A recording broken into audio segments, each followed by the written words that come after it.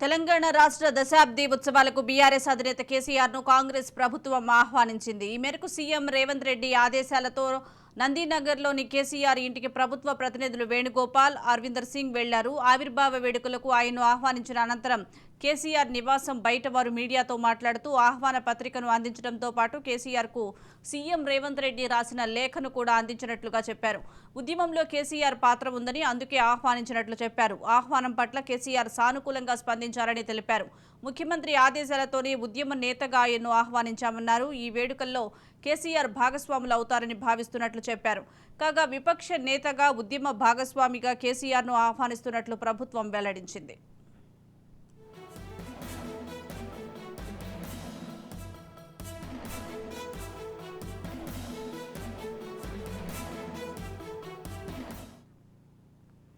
దీనికి సంబంధించి more updates మా ప్రతినిధి విక్రాంత్ అందిస్తారు. విక్రాంత్,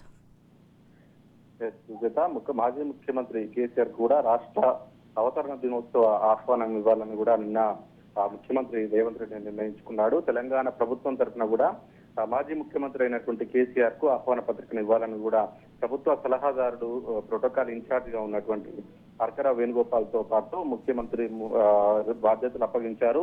ఈ క్రమంలోనే అర్కర వేణుగోపాల్ కూడా కేసీఆర్ అపాయింట్మెంట్ కోసం కూడా నిన్న సాయంత్రం నుంచి కూడా ప్రయత్నిస్తా ఉన్నారు. కేసీఆర్ ను స్వయంగా కలిసి ఆహ్వానించాలని వేణుగోపాల్ కు సీఎం రేవంత్ రెడ్డి కూడా సూచించిన నేపథ్యంలో కేసీఆర్ అపాయింట్మెంట్ కోసం కూడా హర్కర వేణుగోపాల్ నిన్నటి నుంచి కూడా వేచి చూశాడు. కేసీఆర్ ను ఫామ్ హౌస్ లో ఉన్నాడని తెలుసుకున్న నేపథ్యంలో కూడా ఫామ్ హౌస్ లో కలిసే ప్రయత్నాలు చేశారు. అయితే ఫామ్ హౌస్ కు వద్దు, హైదరాబాద్ లో కేసీఆర్ అపాయింట్మెంట్ ఇప్పిస్తామని కూడా కేసీఆర్ ఆఫీస్ వర్గాలు కూడా నిన్న సాయంత్రం నుంచి చెప్పాయి. మొత్తానికి కొద్దిసేపటి క్రితమే కేసీఆర్ ఇంటికి కూడా అపాయింట్మెంట్ ఇవ్వడంతో కూడా ప్రభుత్వం తరఫున కూడా సలహాదారుగా ఉన్నటువంటి హర్కర వేణుగోపాల్ కూడా వెళ్లి